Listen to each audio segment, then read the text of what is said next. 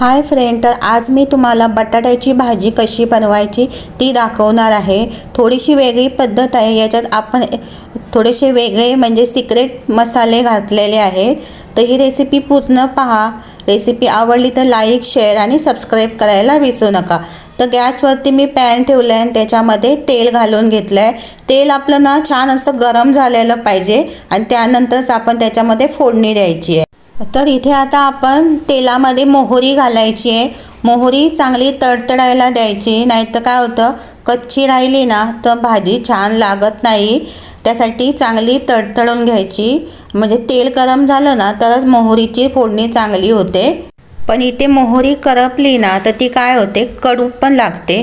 त्यासाठी जास्त पण ती करपवायची नाही आहे। पण चांगली तडतडली की त्यामध्ये नंतरच आपण त्याच्यामध्ये जिरं घालायचं आहे।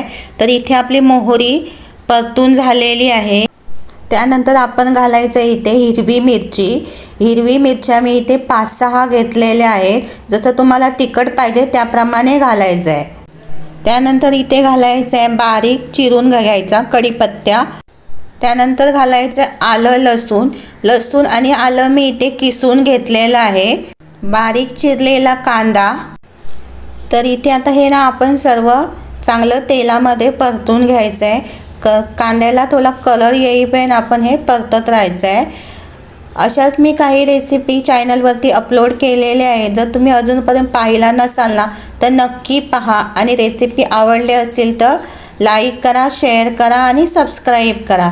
तर इथे आपलं हे ना चांगलं सर्व परतून झालेलं आहे। आता मी याच्यामध्ये ना काही मसाले घालणार आहे। आता आपण याच्यामध्ये घालायचं हळद आणि चिमूटभर हिंग, अर्धा चमचा सब्जी मसाला। त्यानंतर हे आपण ना मिक्स करून घ्यायचं आहे। आणि अजून मी एक याच्यामध्ये मसाला घातलेला आहे। तर आता मी तुम्हाला सांगते कोणता घातलेला आहे। तर याच्यामध्ये अजून मी एक मसाला घातला आहे, तो म्हणजे पावभाजी मसाला। आता हे आपण ना सर्व असं मिक्स करून घ्यायचं। हे मसाले टाकल्यावर ना भाजी तर एकदम खूपच छान अशी लागते। एकदा तुम्ही ना नक्की ट्राय करून बघा, तुम्हाला नक्की आवडेल। ही भाजी तुम्ही टिफिनला सुद्धा देऊ शकता आणि झटपट अशी होते आणि घरच्या साहित्यामध्ये होते। तर आता मी इथे ना बटाटे ना उकडून घेतलेले आहेत, ते आपण त्याच्यामध्ये घालायचे आहेत। आणि हे बटाटे मी 4-5 शिट्ट्या करून कुकरमध्ये उकडून घेतले आहेत।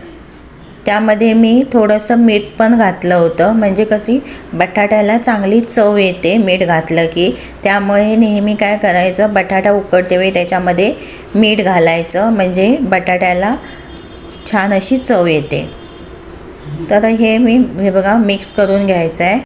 आता याच्यामध्ये मी ना थोडंसं मीठ घातलं आहे आणि आता हे आपण ना मिक्स करून घेऊया। तर आता आपण याच्यामध्ये कोथिंबीर घालायची आहे। बटाट्याची भाजी म्हटल्यावरती त्याच्यामध्ये कोथिंबीरही पाहिजे।